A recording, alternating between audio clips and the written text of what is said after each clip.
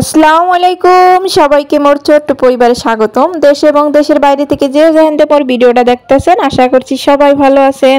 মই আল্লাহর রহমতে ভালো আছি। তাপু ভাইয়েরা একবার ভরে উঠছি, বেন্ডালে উঠছি, একাল বেন্ডালি যেমন মশারিটা কুলান বন্ধ খুলি নাই। আর রায়নের আব্বু এর আগের দিন হয়েছে যাইয়ে মাছ আনছিলে কতগুলা, তাই মাছগুলো আস্তে আস্তে আমি ফ্রিজে ঢুকাই থইছি। কই পরের দিন হয়েছে কাটমু সুযোগ মতো, কারণ প্রতিদিন তো ওগুলো স্কুলে যাওয়া পরে এর লেগে আজকে বেন্ডাল উঠতেই এটা হচ্ছে শুক্রবারের একটা ভিডিও আসলে, ওগুলো স্কুলে যায়নি ওই দিন আর কি, এটা আমার মনে আছে। কয়েকদিনের ভিডিও আর কি জমা আসলে আর কি, ওইগুলো আস্তে আস্তে আমি ওগুলোকে শেয়ার করছি। তাই এখন কিন্তু এই মাছগুলো আনিয়ে সুন্দর করে সিঙ্কের মধ্যে মুইগুলো ভিজাই থুইতে আসি, কারণ এগুলো বেজতে থাও। কারণ মোর ওদিকে আরও কাজ কাম আছে, যেমন রান্না বান্না করবো, ওইগুলো তরকারি মরকারি হাতে করতে থাকবো, আর এদিক দিয়ে মাছও বেজতে থাকবে, কারণ মাছ করতে তো সময় লাগে। এটা হচ্ছে মোকে সারা মাস খামো আর কি, যে কয়দিন যায় আর কি, সারা মাসের জন্য আর কি মাছের বাজার এগুলো করা হয়। তাই এগুলো কোটা বাটার লেগে কিন্তু অনেক দেরি লাগে, মাছ করতে কিন্তু সময় লাগে, ওখানে শিং মাছ আছে এর লেগে বেশি সময় লাগবে। আর এদিক দিয়ে এসে যে মই ভাজিটা কুটতে লাইছি, আর হচ্ছে সিম আর আলু ভাজি, ওই মাছ ভিজেই কিন্তু আমি ভাজিটা করছি আর কি। এই ভাজি করতে কোন সময় লাগছে না আপু ভাইয়েরা কোন। তাই এটা হচ্ছে তেল আর পেঁয়াজ টেয়াজ কাঁচামরিচ দিয়ে সুন্দর করে ভাজি করে লাইতে আছে। শীতের সময় করলে সবজি ভাজিটা করলে অনেক মজা লাগে, মোর দ্বারে করলে এক্সের ভালো লাগে আপু ভাইয়েরা। আমি গোদারে কেমন লাগে, আর মুই তো জানি মোর আপু গোদারে ভালো লাগে, কারণ হেরাও দেখি মাঝে মধ্যে সবজি ভাজিটা যে করে, হ্যাঁ কিন্তু মোর দ্বারে অনেক ভালো লাগে। এর মধ্যে একটু হলুদের গুঁড়া, একটু হালকা মরিচের গুঁড়া দিলাম, কারণ হ্যাঁ তো কাঁচা মরিচের গুঁড়া দিলাম। আর যে মুই মরিচের গুঁড়াটা খাই এটা হচ্ছে যে ঝাল কম, এর লেগে করলো মরিচের গুঁড়াটা একটু দিই যাতে একটু কালার হয় এর লেগে আর কি। তা মোর আপু ভাইয়েরা যারা যারা আর কি ভিডিওটা দেখা শুরু করছেন একটা লাইক দিয়ে দেখা শুরু করিয়ে দেন। নতুন কোনো আপু ভাইয়েরা যদি দেখতে থাকেন ভিডিওর কোনো অংশে যদি আপনাদের একটু ভালো লাগা কাজ করে, আশা করছি দেখতে দেখতে অবশ্যই ভালো লাগবে। তাহলে কিন্তু একটু সাবস্ক্রাইব করে পাশে থাকবেন আপুরা, কারণ আপনাকে সাপোর্ট ছাড়া কোনো সময় আগাইতে পারবো না। আর আপনারা অনেক সুন্দর সুন্দর করে কমেন্ট করেন। আর এই যে ফাইনালি কিন্তু মোর মাছগুলো কিন্তু ভিজাইনের শেষ, মানে মাছগুলো আর কি ছুট্টি গেছে বরফ এগোনি অনেক। এককালে ইতে ঠান্ডা ঠান্ডা হাত দিছি না মোর, হেকাল যে আটটা এককালে কবজি পর্যন্ত কালে হাতটা ঠান্ডা হয়ে গেলে। তো এই ধ্যান এই যে শিং মাছ, এরপর হচ্ছে তেলাপিয়া মাছ, চিংড়ি মাছ। আর এই চিংড়ি মাছটা হচ্ছে মুই পছন্দ করি, আর এই বাইলা মাছ, আর ওই যে তেলাপিয়া আর ওই যে শিং মাছ এটা মুই খামু না, কিন্তু না খাইলেও মাইয়ে পোলার লগে আনাইছি, কারণ এতে কাঁটা কম। হ্যাঁ শিং মাছ খাওয়া তো ভালো, আর তেলাপিয়া মাছেও কিন্তু কাঁটা কম।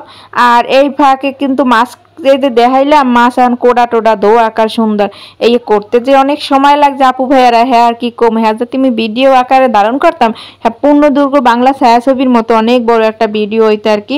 তা মাছ করতে করলে সব আপুরাই পারে। আর মুই কিন্তু মাছ কোনো সময় বাজার দিয়ে কাটাই আনি না, মুই মোর মন মতো করিয়া বাসায় বইয়ে সুন্দর করে আরামে করে মোর মন মতো সময় করে, সময় লাগুক, আজ কাটবো না কাল কাটবো সময় করে, তো মোর মন মতো মুই সাইজ করে মাছ কাটবো। কারণ মুই অন্যের বাজার দিয়ে যে মাছ কাটতে আনে ওটা মোদ্দার কিন্তু ভালো লাগে না। এই যেমন শিং মাছটা নিজের হাতে সুন্দর করে কিন্তু পরিষ্কার করছি। এরপরে যে ছোট ছোট বাইলা মাছগুলা, তারপর তেলাপিয়া মাছ, চিংড়ি মাছ নিজের মন মতো করে সাইজ করে সুন্দর করে কাটতে নিলাম। এখন হচ্ছে বাগ বাগ করে থুয়ে দিমু, যাতে পরের দিন নামাইয়া সুন্দর করে কিন্তু মুই রাঁধতে পারি আপু ভাইয়েরা।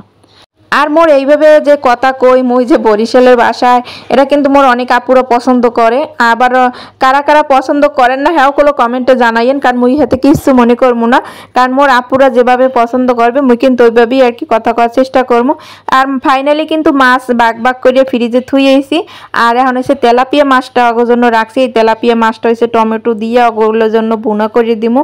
আর তেলাপিয়া মাছ এক সময় হয়েছে কি জানেন আপু ভাইয়েরা, যখন এই যে মোর বাচ্চা কাচ্চা যখন না হইতে তখন কিন্তু মুই সব মাছই খাইতাম, কিন্তু এই যে বাচ্চা হওয়ার পরে আর কি, তো ওরা যখন বাবু মোর পেটে আইছে তখন কিন্তু মুই এই মাছ কন অনেক মাছের প্রতি দেখে কিন্তু মোর অরুচি ধরে গেছে, মোর খাইতে মনে চায় না। আগে কিন্তু সবই খাইছি, এখন কেমন জানি মোর বাছাই করে করে মুই মাছ খাই, কি লেগে যে এরকম করি হ্যাঁ নিজেও জানি না।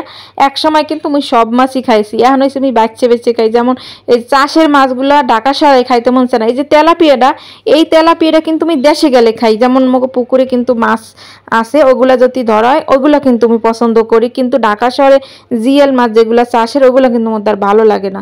আর ফাইনালি কিন্তু মোর ভাজি হ্যাঁ মাছ বোনা সব কিছু কমপ্লিট।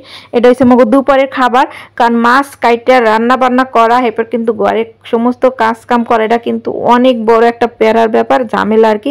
এরপর কি করার, মোরা গৃহিণী মোগো তো করতেই হইবে। তা মোরা দুপুরে খাওয়া দাওয়ার পরে রায়নের আব্বু কয় কি দুপুরবেলায় কই গেছে কয়টা পিঠা বানাও, চিতই পিঠা। কারণ এবার এই শীতের সময় চিতই পিঠাটা যদি দুধে আর গুড়ে ভিজানো হয় মিঠা দিয়ে আর কি, হেরদার অনেক ভালো লাগে।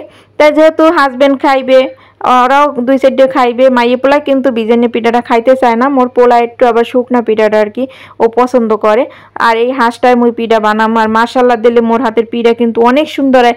একবার শুরুর খোলা থেকে প্রথম খোলা হইতে একালে শেষ খোলা পর্যন্ত পিঠা হইতেই থাকবে। আর পিঠা যদি না হয় তাহলে কোনো বানাইতেও মনে চায় না, আর যদি পিঠা হয় তাহলে দেখবেন পিঠে চান হয়, বরকত হয়, এবার পিঠা বানাইতেও মনে চায়। একসের এত কষ্ট যদি খাড়াই খেড়ে অনেকক্ষণ খাড়াই খেড়ে পিঠা বানাই হেতো কোনো সার্থক।